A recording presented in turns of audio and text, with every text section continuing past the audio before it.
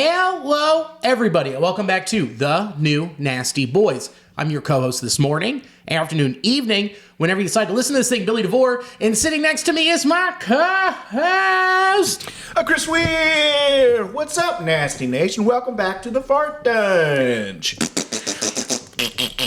We're in it to win it and sniff it and feel it, baby. Oh yeah, we're feeling it right now. We're really pushing them out because we got some lot of power behind us. We got some gusto. We got some wind beneath our cheeks. I was about to say, for dinner last night and tonight, and actually for lunch today, I made homemade mushroom sauce steak hoagies. Woo! So I'm afraid I'm not as ass confident as you are. Ass confident? Ass confident. You know, I don't have the whole bravado. Ooh, there you go. I'm just worried about your porcelain. That's what I'm concerned about. The porcelain will be fine. I wouldn't be too worried about that. A bidet might snap it. Yeah, you might clog it. Gripping, just trying to get that thing going. Okay, yeah. Yeah, just because the one I've got downstairs, you twist it.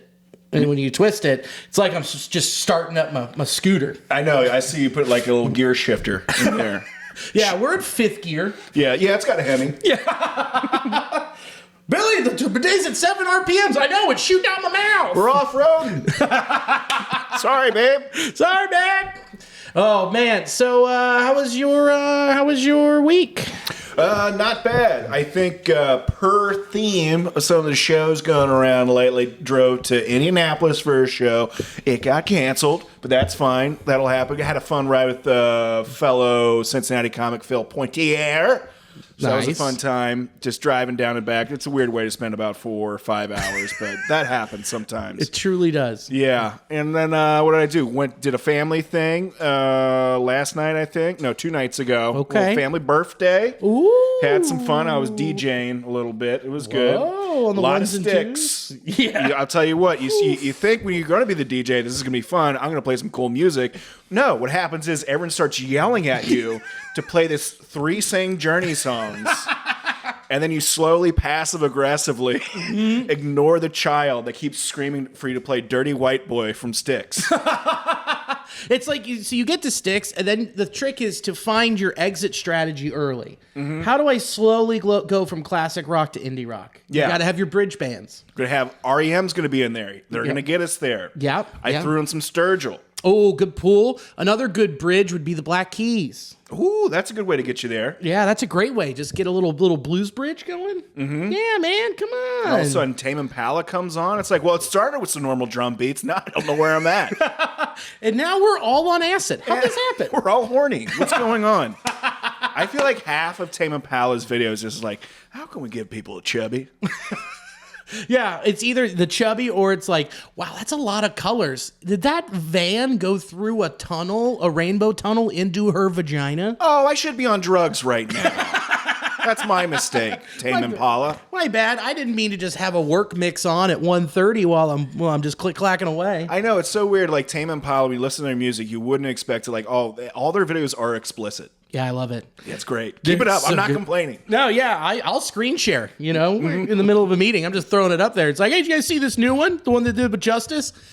Yeah, no, that's a devil pussy. Yeah, it's really looking at you. it's snarling. Sick. And then Sunday we watch the Bengals separately. Correct. And then now we're here. Mm-hmm. How about them Bengals? God It's damn. impressive. It's very impressive. They're able to find so many different ways to not win. I know. And it's like, it's not Joe. He's making all the right throws. They're stretching it down the field. They've got all these weapons. And it's just like, look how many different ways we can score. Dude, it's so impressive that we're still losing. He had a career day, 5 touchdowns of 8 yards shy of 400 yards? Yeah.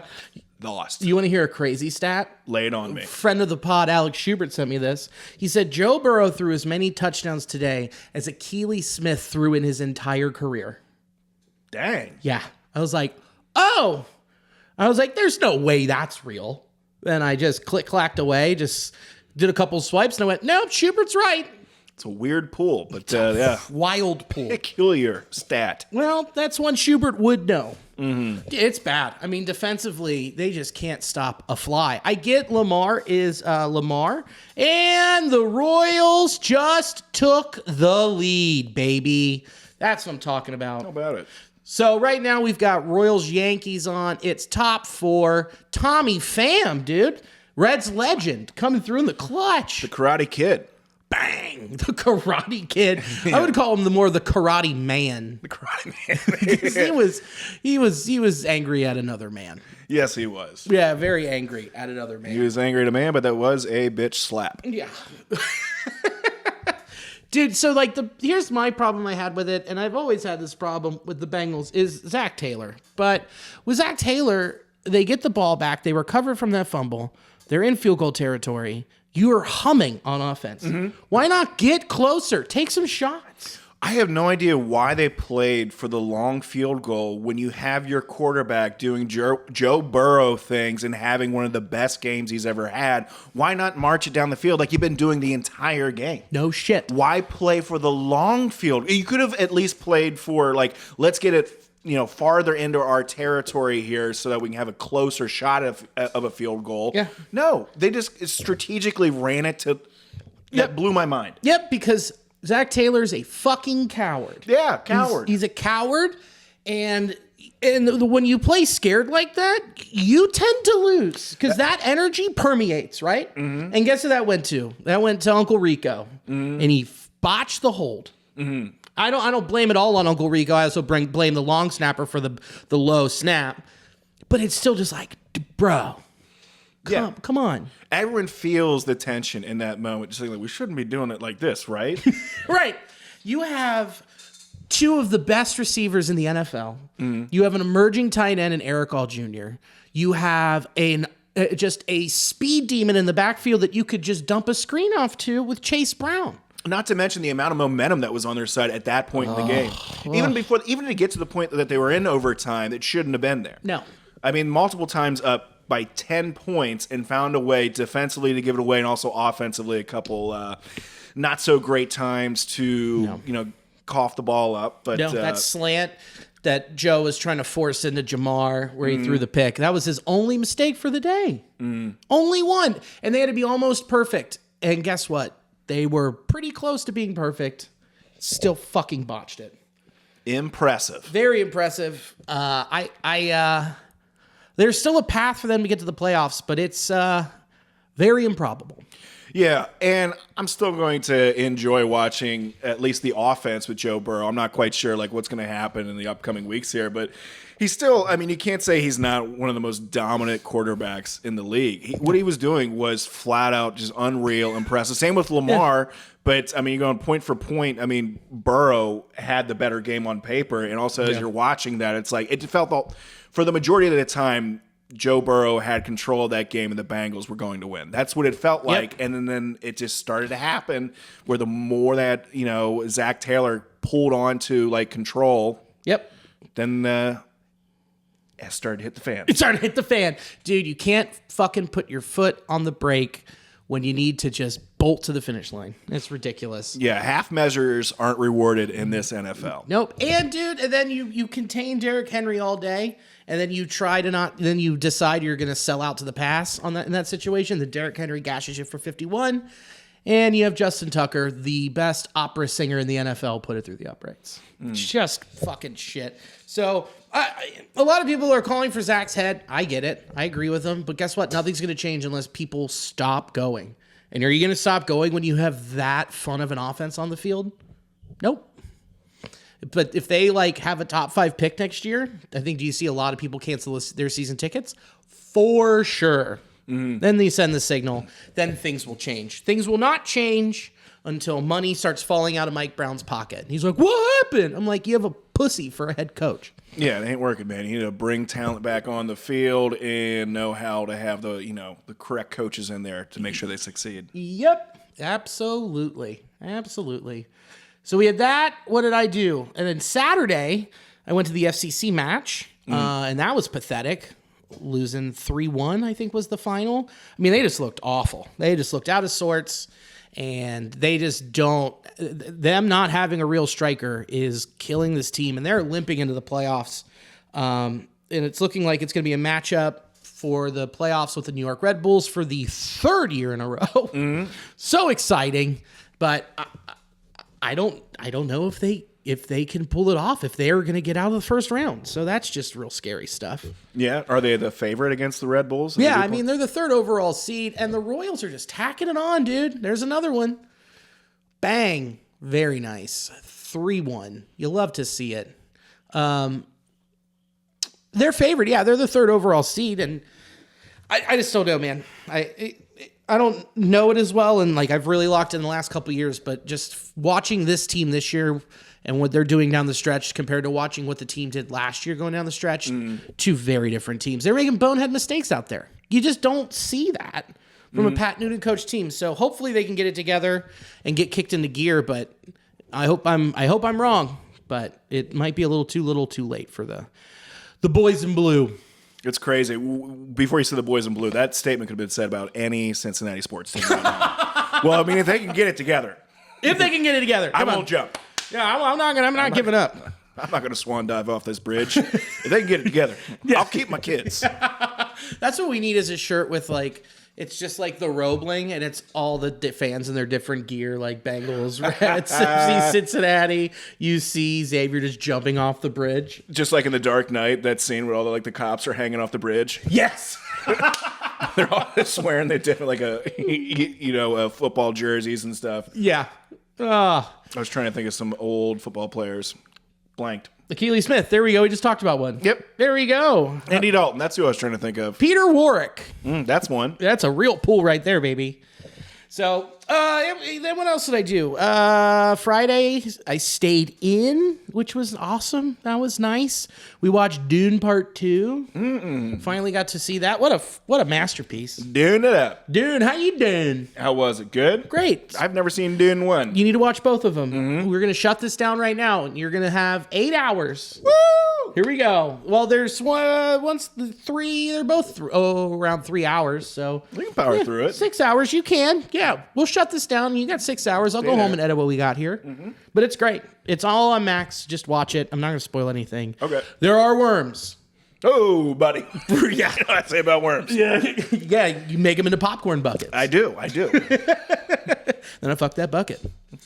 But yeah, it was great. And then Sunday, laid on the couch and watched baseball and football. It was like a great, perfect weekend. It was wonderful. If the Bengals could have won, that would have been something special. And getting to watch those baseball games, those were so rad. Dude, these games this weekend were so good. The games last week were pretty good. We had some real battles. So let's talk about the NLDS, or let's talk about, geez Louise, let's talk about the wild card round and where we're at in the ALDS and the NLDS.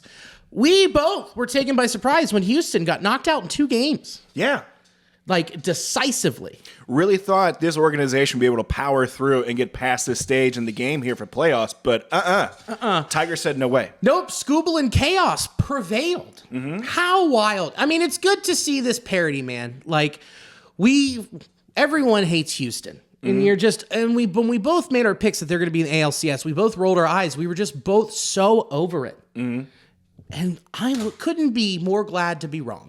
Yeah, it's great. And it's one of those things, too, kind of talking about it before the pod, about similar to the Yankees, where there's very few reasons to like that organization or fan base, but there's players within those teams that you can root for. But, man, you just don't want to see them, even on papers. I don't want to make them win here. And fortunately, the Tigers had me wrong. Did they have you wrong? They had us both wrong. That's great. I'm so happy to be wrong there. I didn't put money on it, so I felt good about that too. Like, wow. I looked at that betting on the Astros. Staying away from it. Good. I'd rather throw my money into a trash can. And then, come on, we're having fun. Yeah, we are. Yeah, we are. And then today, dude. I mean, now we're tied up 1-1. Guards, Gritty Tigs, going to Detroit. Both of those games pretty good, but that game today was excellent. And it came down to the ninth. So many of these games it seems like they're these boxing matches, maybe the first few innings might be feeling each other out, and all of a sudden, bam, bam, so many blows that get exchanged. This one was just at the very end, top of the ninth, man, 2 outs. A lot of full counts, man. Except, Scooble was like, he would be done in 3 or 4 pitches. He's just so dominant, the way he works top to bottom. God, he's disgusting. Did you watch any of that today?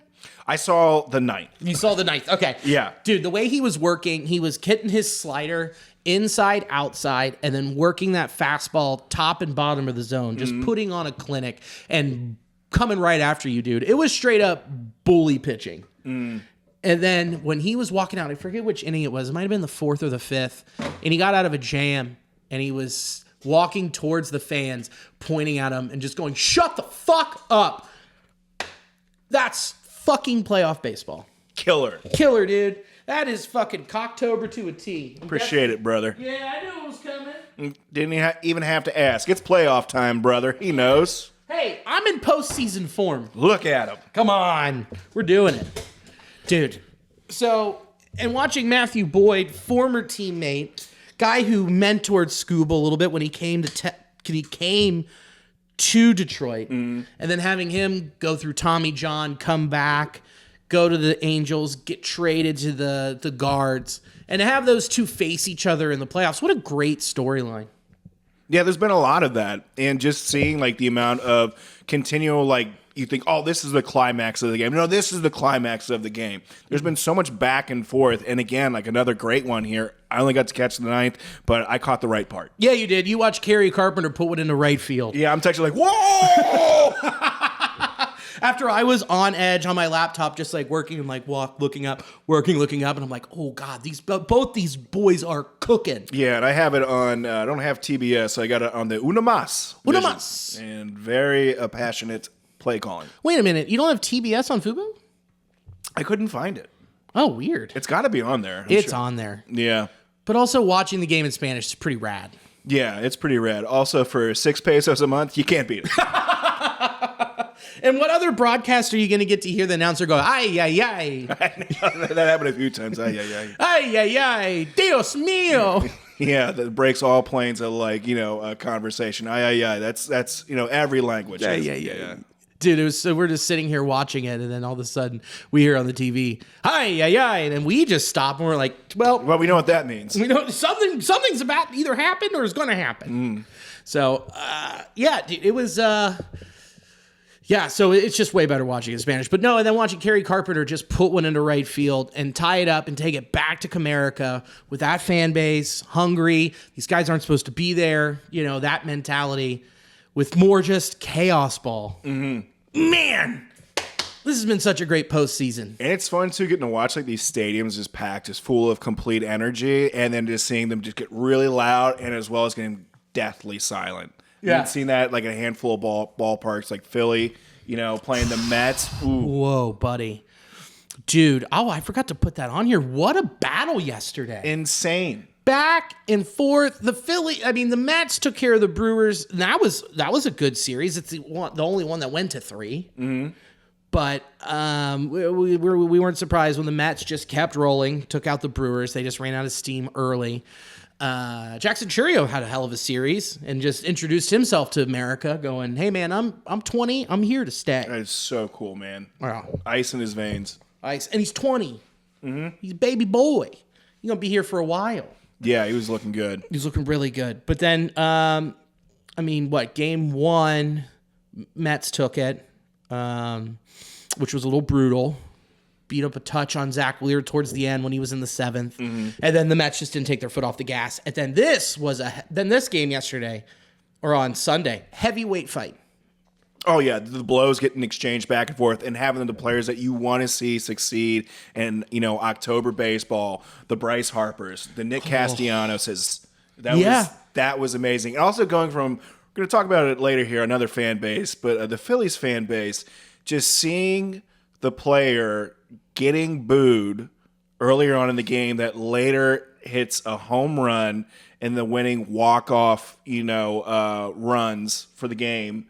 That's just the Philly fan base. You're going to get booed and then just celebrated immediately within a span of a few innings. They hate you and they love you all at the same time. Mm-hmm. They're very demanding. They're extremely demanding, and I don't blame them. It's Philly, baby. That's just the culture. Mm-hmm. Nick Castellanos, after that, like him running up to Liam and screaming in his face right behind home, That's the shit that baseball's made of right there, dude. That's baseball, baby. That's fucking baseball. Just took that moment, gave it to his kid. That's so awesome. Just wanted him to feel all that emotion. That was super cool. That was just incredible. I mean, Bryce doing it, everybody doing it, the middle of the lineup doing it, and just the back and forth, man. Vientos has had a hell of a second half. Everybody, dude, it's just so, everything feels so evenly matched that you don't want to miss any of it.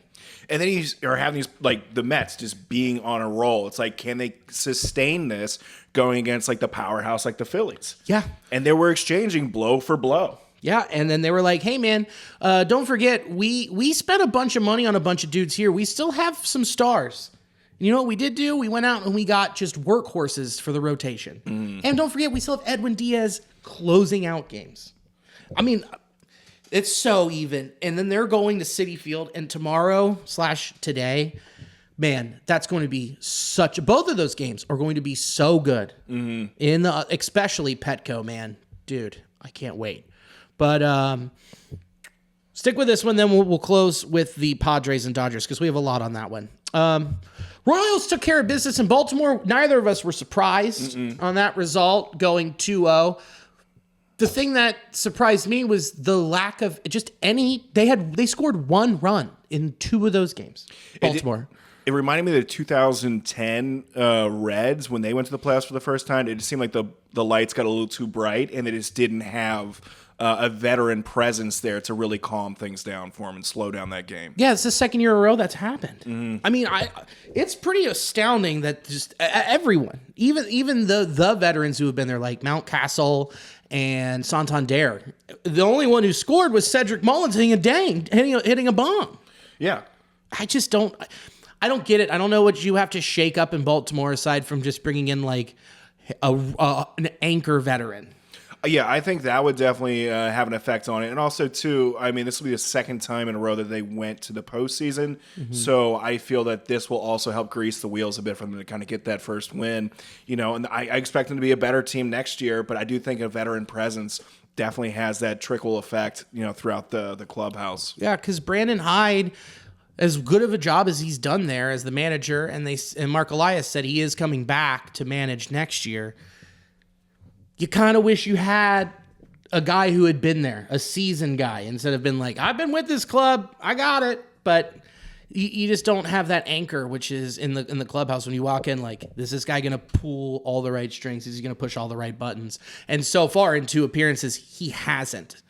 This core is going to be around for a while, but you've got to start questioning how long of a rope you can give Hyde. But they like him, so we'll see. I guess he's going to grow with them. And if I'm the Orioles, I'm swapping Santander for Teoscar Hernandez. I'm just making that type of move. I'm bringing in a dude who's been there and a dude you can lean on to be like, hey, so when this happens, what do you do? And he's like, I don't know, fucking relax. Yeah, just chill, bro. Yeah, dude, you're Gunnar Henderson. You're really good at this. Yeah, just trust yourself. Yeah, stop pushing. And I think what'll also fix him is if they were to play a series on the road. Yeah, that seems to be something, too, talking about like just momentum, those other intangibles with the game, just being on the road and just having that camaraderie where, you know, you're in the hotel together, you're spending that time, you know, as a unit. Whereas if you're at home, you're doing things, you know, by yourself with your family. Yeah. You might have other people kind of hitting you up for, hey, you know, be in town. I'll see you at the game, you know, about tickets or something like that. Yeah. But if you're on the road, that's something that, you know, you're kind of blockaded from. Yeah, you're like, instead of being 22 and in, I don't know, just another city where you're not being bothered, you can put tunnel vision on. You're absolutely right, man. It's just like they'd be able to lock in. So they also they faltered down the stretch. Their bullpen just fell apart. So you look at it and you're like, man, going down the stretch, you knew they weren't going to get out of this round, but it's still disappointing for that fan base. But they're going to be around for a while, man. These kids ain't going anywhere for the next 4 or 5 years. So just keep building and lose at the right time. Beginning, middle of the year, start winning towards the end, get through that push, get a wild card series, play on the road, and get the monkey off the back. I agree. Perfectly put. Nailed it. killed it. We're doing it, dude. We're making this happen, man. There we go. I got on a little bit of a roll. We made it. We made dreams come true.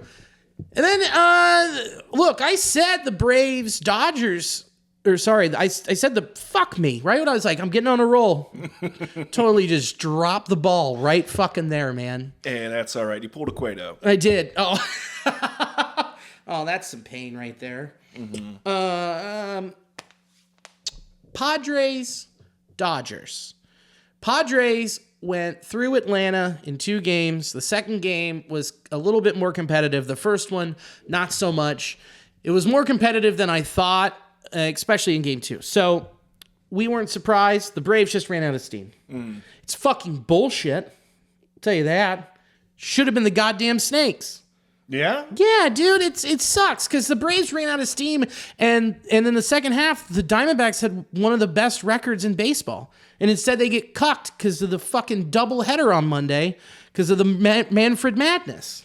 Yeah, do you think, how would you structure that next year to where it's not going to be a meaningless 162 game when there's that close of a cluster of people competing? Because I agree with you.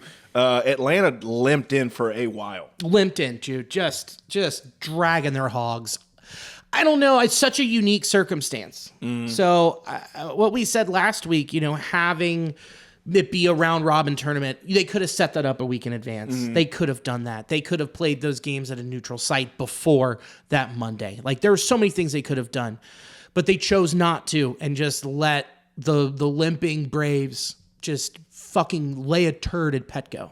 Yeah, I think with all the restructuring that they're doing within baseball, I think this could be looked at because that was a big missed opportunity. They dropped it. They pulled another Cueto, dropped the ball, and we missed out on an opportunity to have a really impactful, meaningful 162. I will say 161, a lot of those games were really cool. That 161 was incredible. That was one of the best baseball games, regular season baseball games I've ever watched. Yes. Hands down. It felt like we were getting a sneak peek at the playoffs, and how they've been playing out, it was exactly that. And then 162 was, let's get out of here. It could have been further from 161. Yeah. Dude, it could have fed 161, and that one felt like game 42. It's bullshit. I don't have the answers, but I'll be upset if you don't figure it out. Okay? Yeah, let's just hope we don't get put in that situation ever again. Yeah. So, Padres rolled into Los Angeles. They split. First game, you knew Shohei was going to homer. His first playoff game, guy drilled one into right field. Swagger. Dude, the guy was like, hey, I'm Shohei. Watch me do this. Bang, did it. That was the most personality that I've seen him have with a home run celebration. Just flipping the bat. Yeah, and he had a sweat. He had a little bit of a walk going on there. It's almost like he practiced in the mirror. Yeah, he probably did. He was like, Decoy, what do you think of this one? I can see that. He's probably never done that before. Yeah. You know how long it probably took him to high five?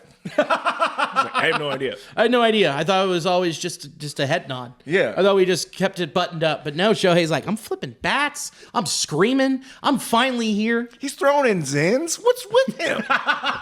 He's all over the place right now. Yeah. Yeah, did you see Shohei? He's a demon. He mixed a lemon and coffees in. Dude, he's out of control right now. Cannot reel him in. Reel him in. Oh, man. So... He won't stop listening to Chapel Roman. I always fuck up her name. I think you nailed it, Chapel Roan. Yeah. Okay. Yeah, you could just say that Shohei might have been hot to go. Hot to go. Hot to go, baby. Not surprised by the first game result. Bummer to see Cease get absolutely shelled like that. I think he'll rebound the rest later in the series. But game 2 was just the Padres unleashed. Just talking smack, showboating, hobnobbing with the fans in left and right field, giving them the business. Profar jumping into the stands and left, getting that one ball and being like, everyone's like, yeah, we got a homer. And then he turned around and he's like, I'm a magician. Yeah. Did you get the ball? Did you get the ball? I got the ball, baby. Me. Oh, that was one of the coolest things. Make all the fences super low. That's so fun. They just jump right into the stands. He could have walked over that wall and that was so rad. It was incredible. Such an awesome athletic play and a statement play to screw with all of them. Oh. That's funny. Yeah, that's how you get under some fans' skin, dude. And then when my favorite was he caught it, and that fan who was right there, like, he just went, meh. Meh. That'll show you. And then he was like, nah, and then he turned around and had the ball. It was so cool. And then Tatis just doing the air humping to everybody in right, just doing the salsa hips, the fake tears. Mm-hmm. I mean, that's incredible, and that's what you want. I understand, like, if it's the Reds and Tatis is making a mockery of the fans, of course it might bother me, but I'm also thinking at the fans too, like, don't give him an opportunity to make you look stupid. He's doing stuff that a toddler's doing, and you're yelling at him. Yeah, you are feeding the beast. Yeah, and I don't want to say, like, I'm not sure how many that stadium holds in Dodger Stadium, but if I have, let's say, 60,000 people screaming at me, I might act a particular way. Yeah, I might just be, well, I just have to be nice and, buttoned up right here. Yes, sir. Yeah, I might shake my butt at him a little bit if I think it'll piss him off. Yeah, you're like a cool guy with dreads who missed half of a season because you wrecked your motorcycle and broke your wrist. You think you're going to be really cool and calm about just being yelled at and heckled when you're winning and on a heater? Nope. Close to the vest, just button it up here. That's how we play baseball. I am getting a beer bottle thrown at my head. This is fine. Right. This is terrific. And that was the next thing, man. Dodgers fans really showed their true colors by starting to chuck stuff at Profar and starting to chuck beer cans at Tatis, just being the absolute worst, which is what we expect from a team that's pretty much handed everything. Yeah, to start off the game, I was talking to my wife, Lauren, about the Dodgers. And not that it's out of, pocket for me to say something bad about the Dodgers organization and their fan base, but I was just really laying into them because I was like, man, did you just look at it? You can just feel how they're just entitled. They don't care. There's empty seats. Look at them on their phones. And I just feeling that, and that slowly started to build. And of course they're going to throw beer bottles on the field. Why wouldn't they? They expect to have everything handed their way. Yeah, they can just put one of the best players in baseball's contract into an escrow account and then eventually pay it whenever they feel like it. Mm-hmm. And then sign Mookie Betts. They trade him for literally nothing. Both of those prospects didn't pan out. And then you act foolish. Yeah, then you start chucking beer cans on the field. You start looking like fools. Bro, this is the NLDS. This isn't Cleveland. You're in Los Angeles. Act like it. Yeah. Instead, they acted like just children. Petulant children that were drunk. But did you see the one baseball player? He was shaking his butt.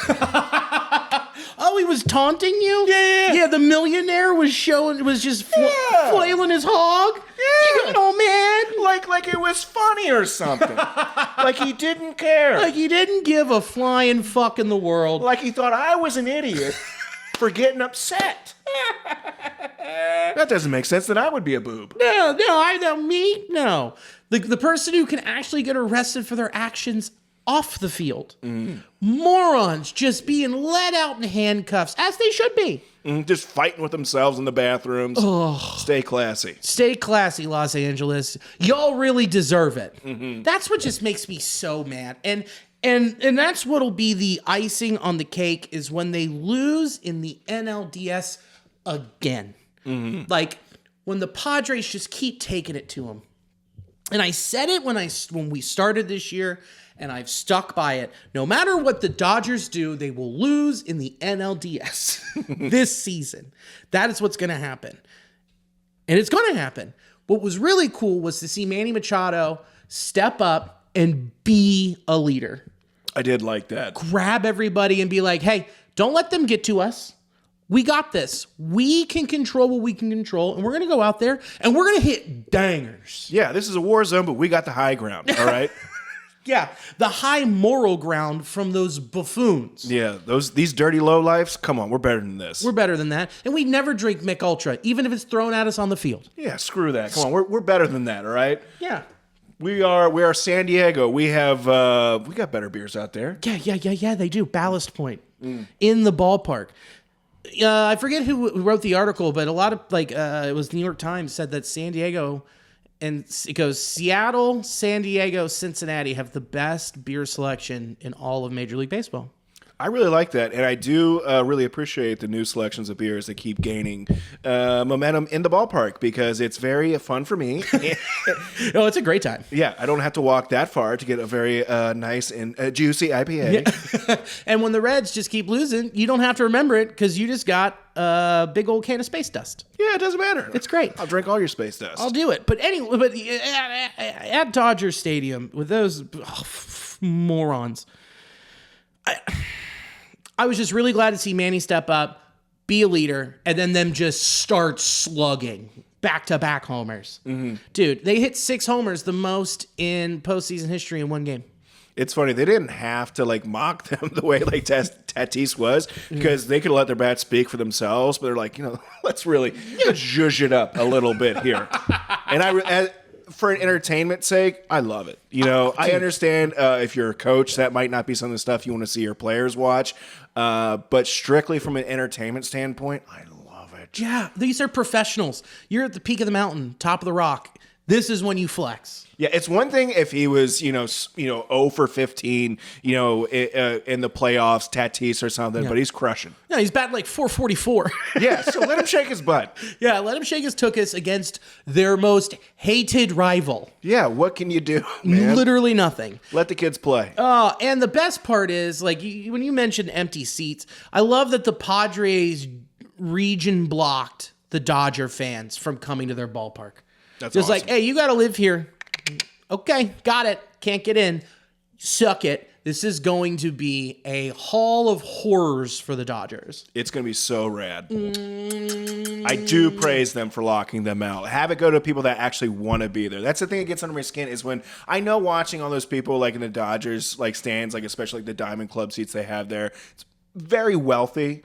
But when I see them on their phones, not even paying attention at all, it gets under my skin so much. As a hard-working, middle-class man, my mama was so poor. We didn't have heat. I only had one shoe where I had to walk to school with my laptop. We had to share a shoe. And I get it. And we're influencers, so we want to be nice and close. Mm-hmm. Instead, nope, we're relegated to the top deck, and it's malarkey. Bunch of malarkey. I'll tell you what. It's not happening at Petco. They're not going to throw cans of Mick Ultra at Mookie Betts, who is 0 for 22 in the postseason, going back to last year. Yeah, they're not going to be casting down aluminum cans of beer. No, I hope not. No, one of my favorite things, I saw this on Baseballer. I forget who tweeted it. It was so funny. It was just it's so nice to see the Padres be nice to those Dodger fans after they threw stuff on the field at them by just giving away balls to fans in the stands. We're just hitting all those dangers. Keep giving them balls. Keep giving them souvenirs. Yeah, and also, what about Jerks and Profar being a nice guy, giving the guy in the Vessia jersey who missed the ball, give him a ball, hey man, here you go. It's for you. It's for your kid. And then he turns around and chucks it on the field. What a class act. What a formidable memory this kid's gonna have of oh, this is my dad. We're getting something cool. An awesome athlete's gonna. Oh, my dad's a drunk asshole. Oh God, this stadium's rioting because of my dad. Because of my dad. Cool. I guess I'm gonna have to drive home again. The ravine is on fire. Awesome. Great birthday. This is so cool. Can't wait to go viral for the wrong reason. And I was a Profar fan. He made me wear this Dodgers jersey. I love Profar, but he's pro-life. Oh, fuck, man. It's just bullshit. And I fucking hate all of those Dodger fans. It's bullshit. And I can't wait to see them in the comments again. Just being you're just jealous. I'm yeah. A little bit. You haven't been to the postseason in a while. That's all right. You can defer this win. Maybe get that later. Take it pulled away from another season. And you just get that win then. Yeah. That's what you got to do.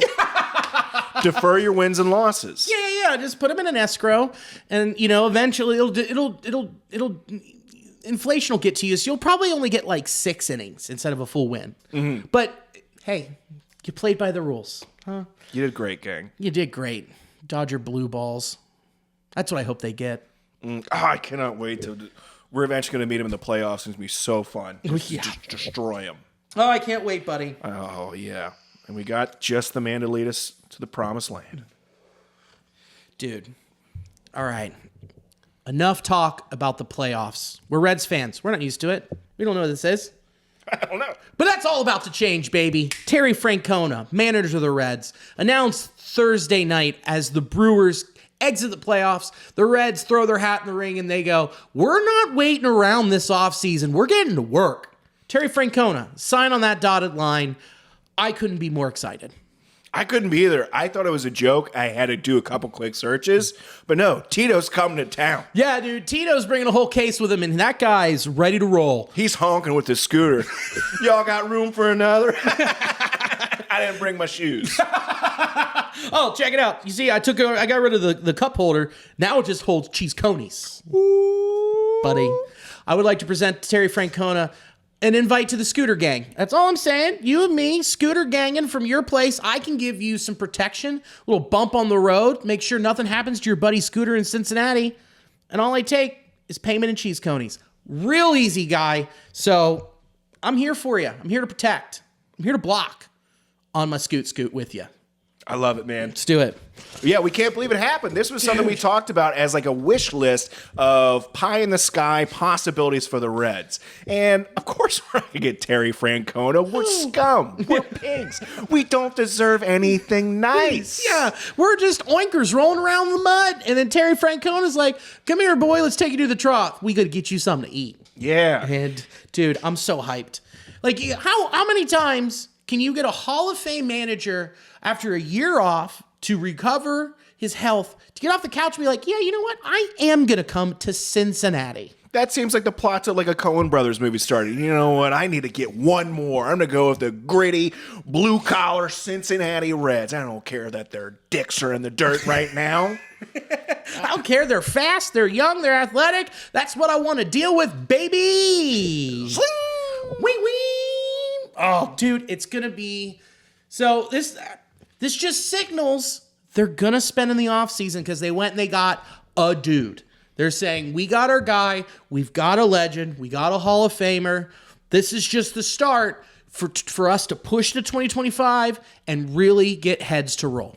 Yeah, for sure. There's no way that Terry Francona is going to be signing up to be in this position with the Reds if he isn't going to have some of, I guess, like his initial needs or wants kind of met there. There had to have been a discussion of what Terry's expecting, what the Reds management is expecting, and I can't imagine them getting there without spending money. Yep, I can't either because there's some definite holes, and we'll get to those. But when Terry said that they came to his house in Tucson and they were talking about what they want to do in the present and what they want to do in the future, his palms got sweaty. That means not only did he miss the game, but they're like, we're going to do stuff. Yeah, man, baseball is in his veins. I love hearing that. You want a lifer. You want a guy that's been there before. You want someone that's going to inspire, greatness in these young players and these formidable years for them. This is something that it just doesn't happen. In my lifetime as a Cincinnati sports fan, there's very few times when you're just like, is this happening? Yeah, is this real? And this is one of them. Yep, this is the big one. Like, I remember when the Reds hired Dusty Baker, I was like, really? Mm-hmm. The guy who ruined Mark Pryor and Kerry Wood's career with this young pitching staff? Even at like 19, 20 years old, I was like, I'm not feeling this one. This one, I'm like, I'm all the way in. Fully in. That's just the best way to describe it, is pure joy, leadership, accountability, veteran. I'm just thinking about everything that's going to happen this offseason, and I'm struggling to say words. Yeah, dude. proven winner. Yep. Been there numerous times. Won 2 World Series. Went there another time with Cleveland. And just the fact that I like he's going to be taking a lot of weight off the shoulders of these young players, because it does seem to just exist in this kind of like soupy ether of just like, are we going to have to step up and lead? Are we going to have a manager that's going to have to step up and lead? This isn't somebody that we necessarily trust. So I like that they don't have to worry about having to work necessarily outside of themselves, because there's going to be someone that's going to be there to tell you like, hey, I know where you're at and where you're going, and let me show you how to make it there. Yep. Like the thing I really like what he said in the press conference today is I'm not going to be doing a whole lot of talking start. I'm going to be doing a ton of listening. Really getting to know the guys. Like, when did you last hear that? He wasn't giving stock answers. No. Like, he had a sincere, like, oh, I know the answer to that because I have years of experience of that. Not just being a manager, but growing up in a clubhouse and just being around, baseball players, just knowing how to communicate, knowing how to just, access the best out of athletes. And so that was a very nice press conference. Yeah.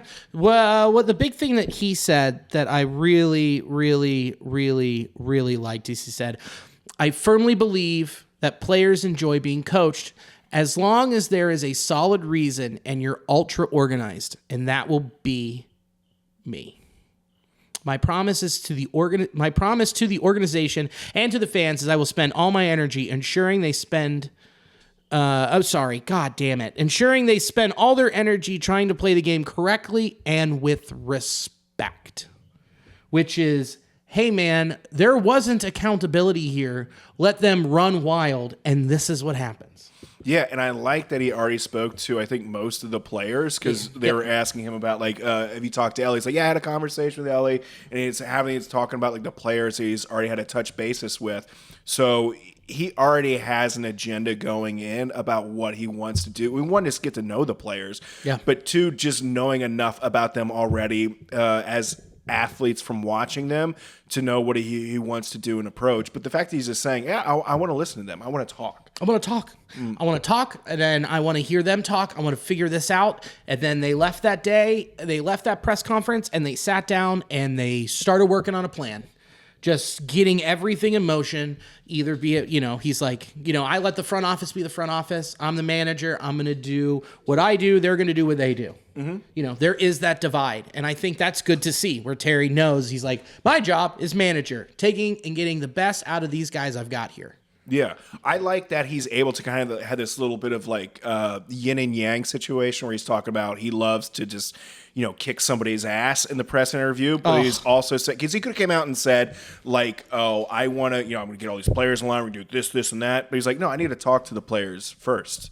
Yeah. So he's able to have like this sort of empathetic, understanding approach with how to communicate to a baseball player, as well as just knowing how to say, the hard things to get them to be at the, the level that he needs them to be at. Yeah, he said, I've worked with a lot of great human beings. I think I could say I have the record for working with the most amount of great human beings. And it's like, man, that's cool. Who says that? Terry FRANCONA says it. Yeah. God, he says it, and he lives it, and he means it. Mm-hmm. It felt like every word that came out of his mouth was like, I mean this, and we're going to do this. And the big quote from the day, people talk about having fun. What's enjoyable is playing the game right, and to be honest, trying to kick somebody's ass. That's what I consider enjoyable. Look at that. Look at that perfect combo of a statement. They're having fun and kicking ass. Kicking ass. Where we come from David Bell just being like, well, we just didn't have it today. And so we'll you figure like it where out. we're going? And of course, there's some things, we got. I'm a player's manager. And I'm not going to yell. Are you arguing balls and strikes? Let me get out there. I got to get tossed. I got to get tossed. I'm scared in here. I need to go back in there. I need to get in the clubhouse. I'm over this. I want to go home. I'm supposed to make decisions out here. And I don't want to Frankie make the move for me.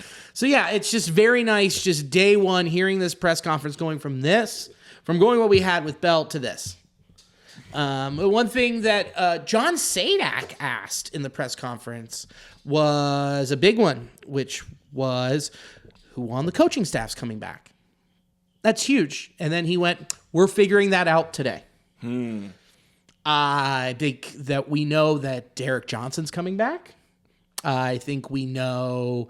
He mentioned Colin Cowgill because he worked with him in Cleveland. That's good. So I wouldn't be shocked if he came back. I wouldn't be shocked if J.R. House came back. Mm-hmm. But I think he'll have a new bench coach and some. I think he'll have a new hitting coach. But there's going to be some turnover. I don't think there's going to be a ton. You don't want to rock the boat too much. No, and I don't think he's going to disrupt a ton in the coaching, but I definitely think there's going to be some people not with the Reds next year that were here this year. No, I totally agree. One thing that was the big thing with Terry Francona that we talked about was his health. Is he good? How's he feeling? And he said it's the first time in his life that he's focused on his health. Mm-hmm. Crazy. He said, he was like, I really worked on losing weight. I know I got more work to do, but working on myself really gave me more energy, which made me be able to come back and do this. And I like that is out in the front, so it's just not something that he's hiding about his health. And he does seem to be looking good, feeling well, and so hopefully that continues. But yeah, that was the big thing that we were talking about too. Is like first and foremost, how is he going to be able to show up every day if his health isn't going to be there or not? But according to him, he's doing just fine. Yeah, and he's extremely transparent about it.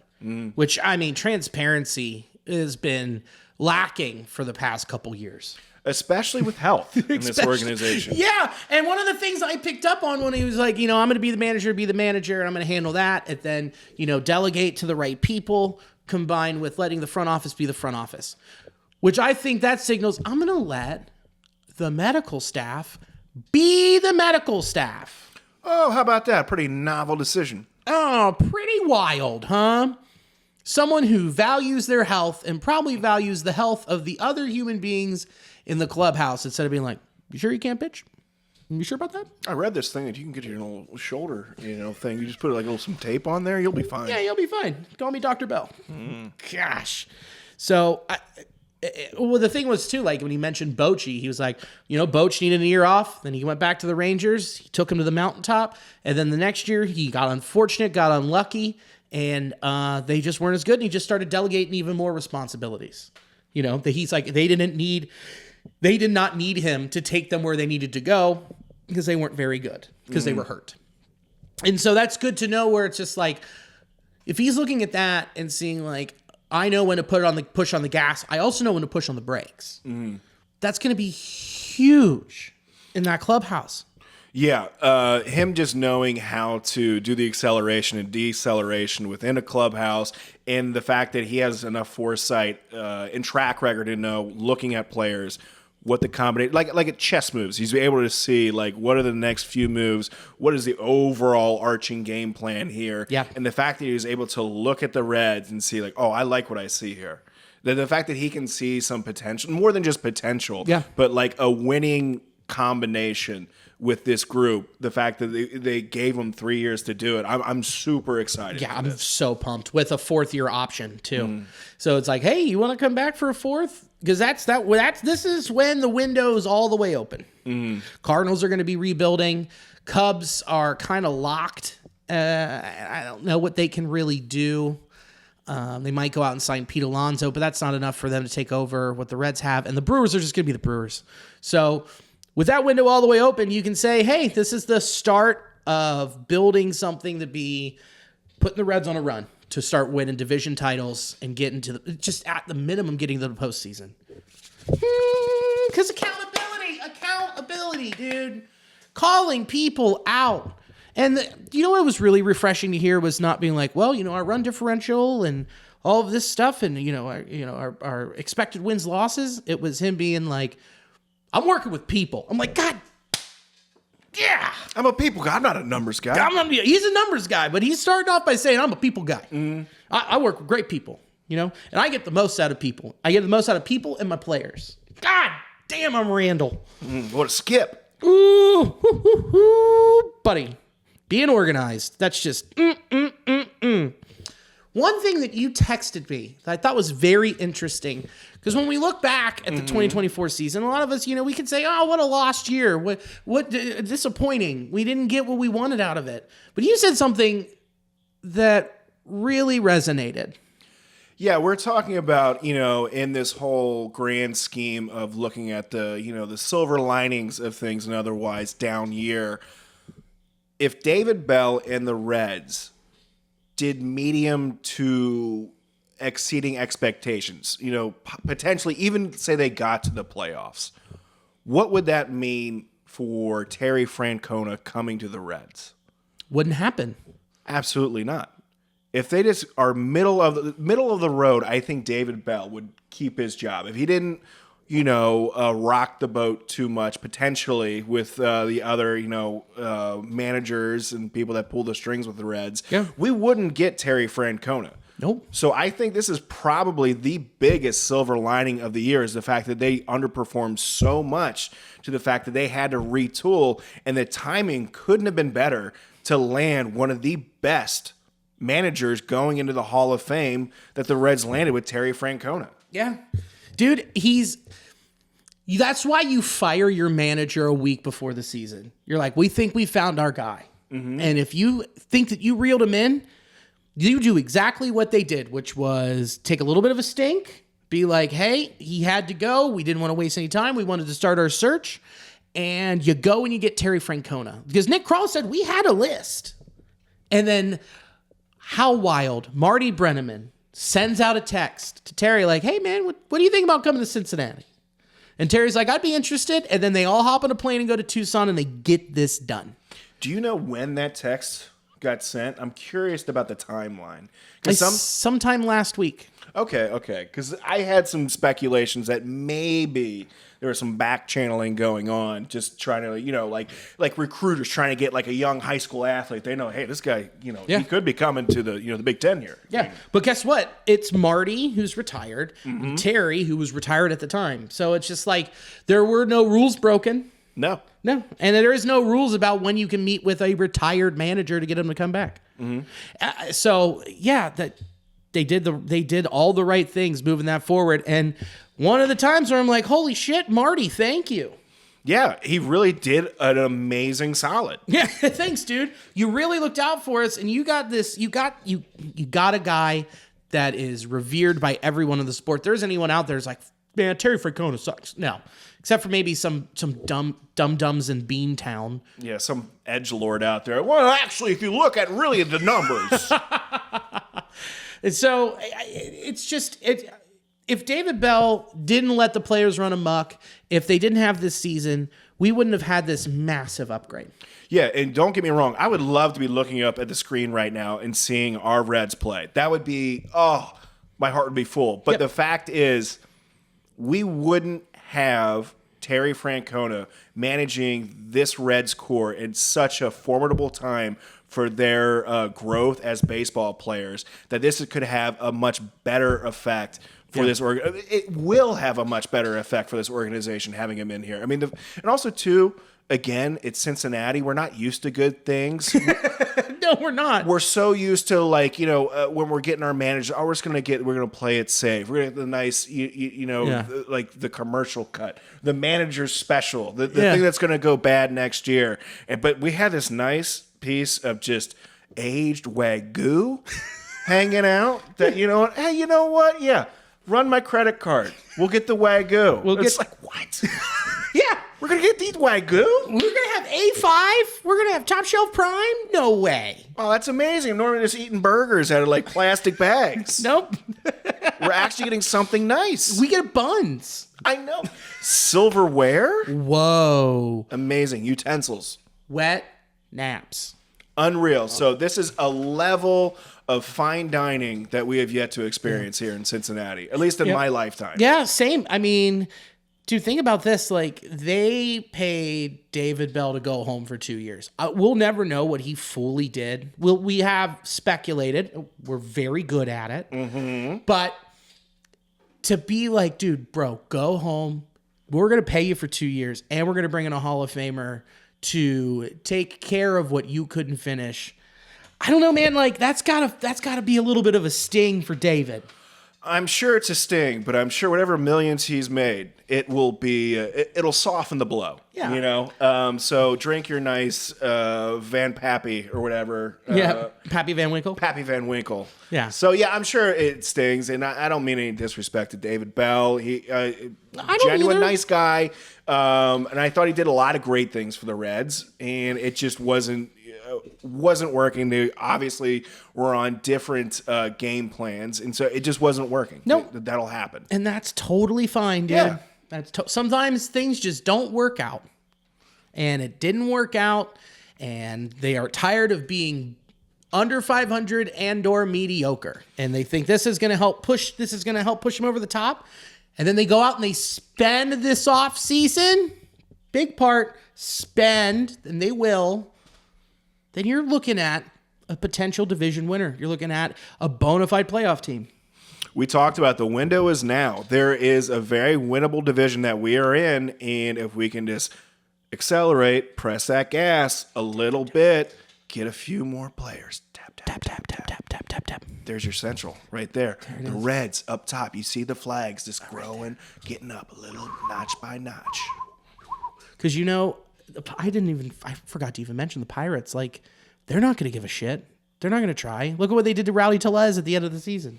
Yeah, they got schemes. If you're like, this guy will put butts in seats, that's fine. That's fine. Well, Rowdy was 4 plate appearances away from getting a performance bump in his contract, and they DFA'd him. So you think the Pirates are going to try? You think that's going to change anything over there? Absolutely not. They'll move Skeens in 3 years, get a haul, and it'll just be a perpetual sadness machine out there in Pittsburgh. So we mentioned everybody else. I felt like I needed to mention the Pirates. But, dude, it's on, and I cannot wait because 5 days after the World Series, re-sign Nick Martinez. That's all I'm saying. That's all I'm saying. That'll really signal it. So let's round third and head for home. What do you got, pal? I'm going to sit and spin for a little bit. I'm going to go to Cuyahoga Falls with the lovely missus, chill out there for a little bit. And then when I get back, I will do a winery show. I think it's called like Wines and Spirits or Sips and Spins. It's somewhere in Ohio. Sips and Spins? Something like that. Yeah, Sips and Spins. I'm doing a wine show somewhere in Ohio. I think it's like in Milford area. It doesn't matter. And then I'll be at Commonwealth Sanctuary, I think on the 16th, perhaps. Okay. Doing a Garrett Teitelbaum show. Oh, nice. I think I'm on You're that. not going to cancel this time? No. There's not going to be anything to disrupt that, Okay, hopefully. Good. I sure hope not. Okay. So you can see me Saturday. I'm going to be in Loveland at the Loveland Frogman Festival. Pretty cool. Shows at 8 and 9 o'clock. I'm going to be at the Works at 8, and at 9 o'clock I am at Bishop's Corner, which is very cool. Come check that out.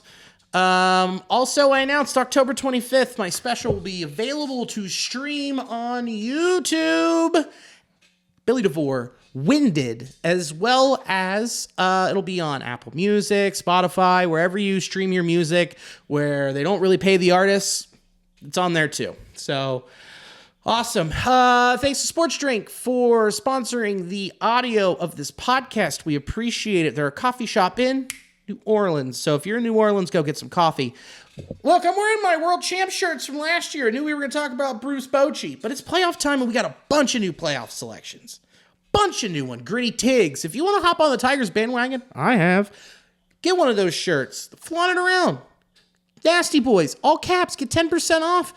Join in the madness. Pick a team and run with it, So, and thanks for having me in the Fart Dunge. I appreciate it. Anytime, brother. It's really nice, A couple more weeks of this, so then we have a little break, and the Reds are going to be making moves. Oh, I can't wait, baby. So, and thank you for watching and or listening.